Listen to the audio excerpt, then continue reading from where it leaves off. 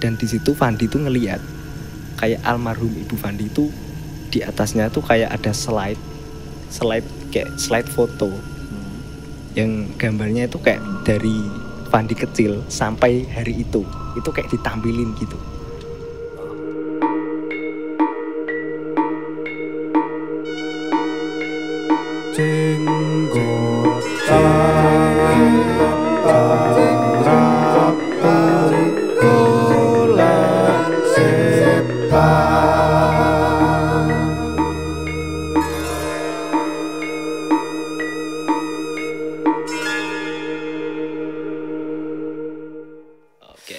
Oke, jumpa lagi di Jenggotan, Jengkeran Ramutu Golek Setan. Karena apa? Karena dunia bukan hanya tempat bagi manusia, tapi juga bagi mereka yang tidak kasat mata. Pintar. Oke. Kali ini kebetulan ya guys ya, Bro Adam ini sedang tidak bisa hadir. Jadi Betul saya sekali. langsung ditemani oleh Bapak produser kita. Wes. Halo Pak produser. Halo kakak Bob. Waduh, sampai kepentok mic saya. Oke. Sangat grogi ini. Ternyata seperti ini rasanya mendapatkan spotlight Jenggotan. Ya begitulah, bagaimana. Saya kan biasanya Udin. Maaf kesenggol mic-nya. Udin biasanya kan gitu. Sekarang enggak, beda sekarang. Posisinya Anda jadi tukang cerita sekarang. Tukang cerita. Enak gak rasanya? Belum saya lakukan. Enggak, ini harus dicoba dong. Oke. Di edisi kali ini cukup spesial ya, karena ceritanya ini nanti bakal dibawakan langsung sama Bapak produser kita. Waduh. Oke, kira-kira ada cerita apa nih? Jadi ini ceritanya kita akan flashback kembali ke tahun 90-an. Wah. Oke. Apa? Penasaran saya. Jadi di sini ceritakan bukan kepada si Fandi. Fandi ini, thank you kepada Fandi by the way sudah mengirimkan cerita ke alamat email kami yang sekarang masih belum bisa beroperasi by the way di official@akarkreatifcorp.asia. Sekarang kalau mau kirim cerita langsung ke DM Instagram aja. Oke. Jadi si Fandi ini pada waktu itu masih umur 20-an. Nah, dia ini mahasiswa akhir di salah satu universitas di Jogja. Nah, si Fandi ini ngekos di tempat yang ya biasa-biasa aja lah. Dan waktu itu sewanya per bulan tuh masih di angka 35.000.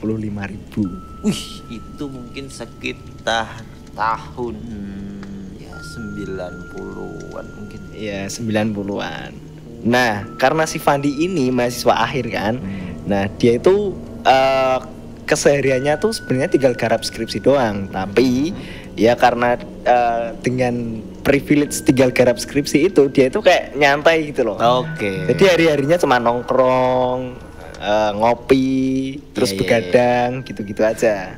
Kok bisa ya? Tinggal garap skripsi loh, kok bisa jadi privilege itu gimana coba? Nah, karena kesehariannya yang kayak gitu itu kayak keseharian yang nggak sehat lah bisa dibilangnya kan, begadang, ngopi, terus ngerokok itu kayak dilakuin Fandi itu kayak berhari-hari itu kayak gitu mulu gitu. Terus pokoknya kegiatannya mulang nggak guna lah ya. Ya, kurang air putih, terus makan nggak teratur. Ini ceritanya ini horor bro, bukan himbauan kesehatan. Sebentar. Hingga suatu malam, nah ini masuk nih. Okay. Hingga sampai suatu malam si Fandi itu malam itu tuh begadang. Dia tuh begadang sampai subuh. Nah, subuh dia tidur. Lalu dia tuh bangun udah siang. Nah, si Fandi ini terbangun oleh temannya nih, teman kosnya samping kamar pas. Namanya si Anto. Oke. Nah, si Anto ini gedor-gedor pintu kamar Fandi. Bro, bangun bro. Oh iya. Nah, si Fandi terbangun. Si Anto ini ternyata mau ngajakin Fandi buat nongki di kampus. Oke, bentar. Dia kan gedor-gedor Fandi, tapi yang digedor-gedor kamar mandi. Bisa. Itu tadi kamar mandi. Kamar Fandi. Sorry tuh. Kamar Fandi. Iya. Lanjut. Iya. Tadi makanya saya bingung. tadi temannya si Anto nih gedor-gedor kamar mandi. Kamar mandi, sorry. Bro, bangun bro. Typo. Saya mikirnya itu si Fandi tidurnya di kamar mandi. Tadi ketiduran karena begadang, kecapean, dia masuk kamar mandi ketiduran sampai dibangunin temennya. Oke, lanjut. Ya intinya dia gedor-gedor kamar Fandi lalu ngajakin Fandi nongki. Nah si Fandi ini langsung bangun langsung berangkat, dia tuh nggak sarapan nggak apa gitu, jadi kayak Waduh. ya memang ya anak muda pada umumnya ya, rock and roll ya pokoknya fuck makan yang penting nongki kan gitu kan. Iya.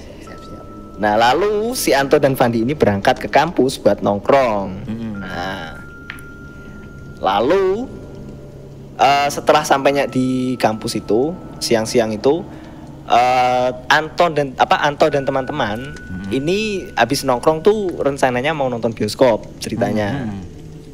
Wah habis nongkrong nih ngapain ya? Yo nonton bioskop yuk. Nonton bioskop. Nah si Fandi ini dia tuh karena mungkin belum sarapan tadi ya, dia tuh kayak ngerasa nggak enak badan gitu, kayak lemes, badannya lemes. Terus si Fandi kan juga diajakin, nonton bioskop gitu. Enggak deh bro, aku pulang ke kamar ke kos saja gitu. Nah, akhirnya si Fandi itu pulang ke kos, di kamar dia langsung tidur pada waktu itu siang itu, habis nongki di kampus. Nah bangun karena Fandi karena ngerasa lemes gitu ya langsung tidur, dia bangun itu udah sore, kayak surup-surup gitu. Nah Fandi tuh ngerasa kayak kayaknya gue harus makan deh pas waktu bangun itu, karena dia tuh ngerasa kayak badannya tuh semakin lemes, semakin nggak kondusif lah. Iya, emang belum makan ya? Iya belum makan. Tapi Fandi tuh ngerasa kayak, aduh ini kayaknya aku kalau buat bangun nih nggak bisa deh, saking lemesnya. Oh iya. Gitu. Untung aja si Anto tadi teman kos Fandi tuh lewat, mungkin dia pulang dari bioskop ya, lewat. Nah si Fandi meminta tolong nih sama Anton, aku nitip makan dong, beliin makan. Nah si Anto ini anehnya dia tuh malah kayak panik gitu. Panik. Nah si Anto ini ngelihat Fandi ini mukanya udah pucat banget, kayak pucat, kayak putih gitu, gara-gara mungkin ya badannya lemes dan sakit apa kali ya. Nah si Anto ini akhirnya karena dia udah panik kan, yaudah dia cepet beliin makan, lalu balik. Oke. Balik bawa makanan kan. Nah si Anto ini mampir dulu ke itu kan di kos itu kayak masih ada satu rumah lah sama bapak kosnya. Jadi depan itu kayak rumah bapak kos, yang belakang kosnya untuk teman-teman orang-orang itu. Nah si Anto manggil bapak kos dengan tujuan disuruh bantuin ini, nemenin Fandi karena Fandi kayaknya sakitnya lumayan parah gitu. Dan ternyata kenapa kok si Anto sampai meminta bantuan kepada bapak kos, ternyata si Anto tuh tiba-tiba anehnya juga ngerasa nggak enak badan pada waktu itu. Jadi setelah habis beliin makan si Fandi, si Anto ngerasa nggak enak badan juga sebenarnya. Dia juga mau istirahat. Makanya dipanggil bapak kos sebagai solusi. Oke. Nah, lalu si Anto itu pamit ke Fandi juga, ini makanya aku juga udah panggilin bapak kos dan sorry banget ya, ini aku juga udah nggak enak badan tuh tiba-tiba itu.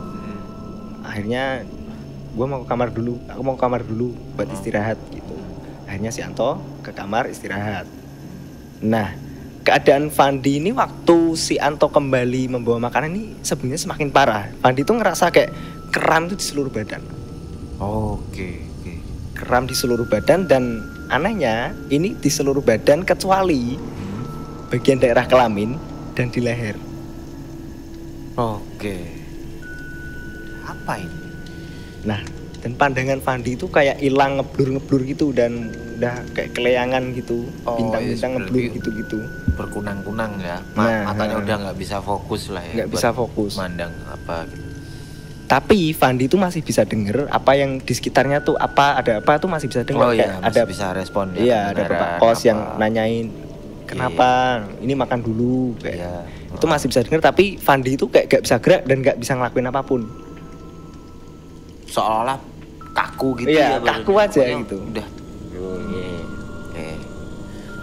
Lalu si Fandi ini tiba-tiba tuh mendadak keramnya itu kayak, kan tadi kan biasa ya keram, ya udah keram tapi nggak bisa gerak. Ini semakin menjadi-jadi. Keramnya ini semakin menjadi seluruh badan kecuali 2 tempat tadi. Nah si Pak Kos bingung dong. Bapak Kos ini akhirnya Bapak Kos juga minta teman-teman kamar yang lain buat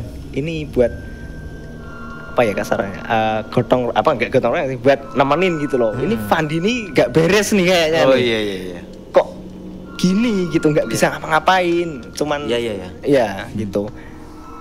Lalu yang dirasain Fandi dan tiba-tiba muncul lagi itu, tiba-tiba pandangannya tuh yang tadi cuman kayak ngeblur, nggak bisa lihat apa, ini jadi putih. Jadi kayak putih gitu, dia kayak ada di ruangan yang kayak di film-film gitu, putih, real putih gitu. Gak ada apa-apa, bener-bener kosong putih, bersih, pandangan kosong putih, badan nggak bisa gerak. Dan tiba-tiba muncul sosok yang ternyata itu adalah almarhum Ibu Fandi. Fandi kaget. Ini apa kok almarhum ibuku kayak datang gitu.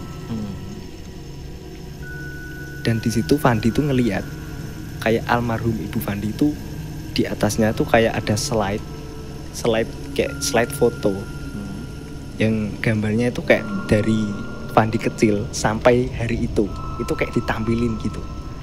Oh iya, intinya seluruh perjalanan hidupnya itu ditampilkan semua, kayak kerekam ulang ditampilkan ulang gitu ya. Dan dengan ada sosok almarhum Ibu Fandi di situ. Kan Fandi ngerasa ini apa?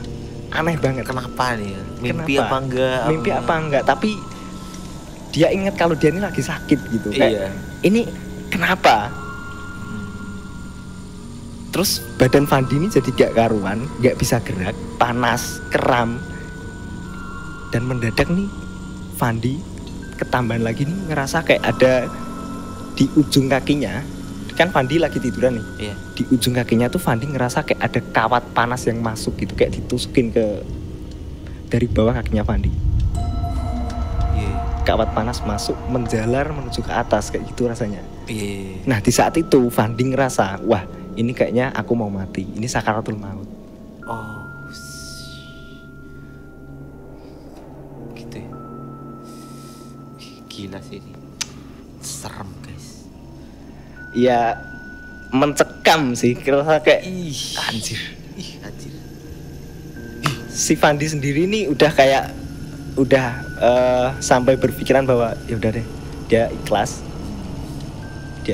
tapi dia tuh juga masih kepikiran bahwasanya dia juga masih punya utang nih sama bapaknya nih masih di kampung, dia masih sehat pada waktu itu, yang meninggal cuma ibunya.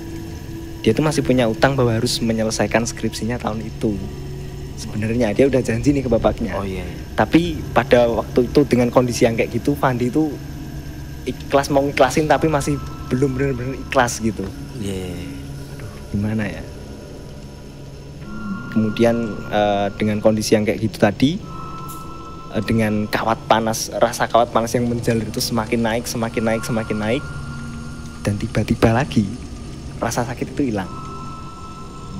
Tiba-tiba hilang dan kondisi Fandi ini semakin membaik. Kayak pandangannya yang tadi ngelihat ada sosok ibunya, terus ada sosok ada foto-foto yang slide perjalanan dari dia kecil sampai Fandi dewasa. Itu hilang, terus pandangan yang kabur tadi kayak mulai pulih. Fandi ngelihat di sekitar kamarnya itu ada Pak Kos, ada teman-teman Fandi. Dan Fandi juga mulai kayak denger lirik-lirik kayak yang Pak Kos dan teman-teman kayak menuntun Fandi buat syahadat gitu. Kayak denger. Terus akhirnya Fandi membaik dan orang-orang di sekitar itu juga ya udah deh ini makan dan lain-lain, makan dulu, kayak ngerumat lah. Fandi ini dirumat, dirawat. Itu membaik dan akhirnya membaik. Tapi ini plot twist banget, aku juga waktu baca ini kayak mana sih nggak serem. Maksudnya ya oke, ini sakaratul maut experience. Tapi ini aneh banget sih. Terakhir ini aku baca ini aneh banget. Nah, beberapa jam setelah Fandi membaik, masih ingat si Anto yang sakit itu nggak? Yang dia itu habis beliin Fandi makan, Iya. balik lagi ke kamar. Si Anto ditemukan meninggal dengan diagnosa serangan jantung. Kayak, Oh my. ini malaikat salah mampir apa gimana kayak? Aku juga masih speechless kalau baca ini kayak. Anjir. Sebenarnya ragu juga sih mau masukin ke jenggotan karena kan apa ya, hantu gitu. Tapi menurutku Sakaratul Maut Experience itu juga oke gitu. Apalagi plot twistnya ini kayak. Iya. Serem sih ini. Maksudnya plot twistnya ini, maksudnya malaikatnya salah mampir atau emang ini Fandi aja yang nggak makan dari pagi itu gitu loh kayak. Sampai akhirnya. Iya.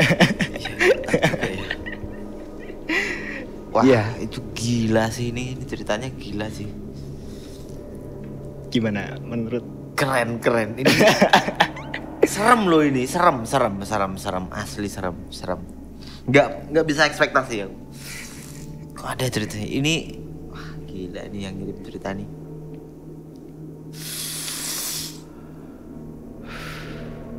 Ternyata yang ditemukan meninggal justru malah si Anto. Justru malah si Anto. Si Anto tadi, sorry. Wah. Serem. Udah lain, bungkus ini. Bungkus. Oke guys, terima kasih yang sudah mengirimkan. Ini siapa yang ngirim tadi? Yang ngirim Fandi ya? Atas nama samaran Fandi. Oke, Fandi yang bukan nama sebenarnya. Tapi tahulah ya Fandi. Iya. Terima kasih Fandi. Jangan begadang lagi. Jangan begadang Jangan lagi. ngerokok. Jangan telat makan. Jangan ya telat kan? makan. Makan Takutnya nanti yang next teman Anda yang lain nanti takutnya. Aduh, ya itulah. Oke, terima kasih. Ya, terima kasih kepada sampai jumpa di cerita selanjutnya di episode Jenggotan. Bye bye.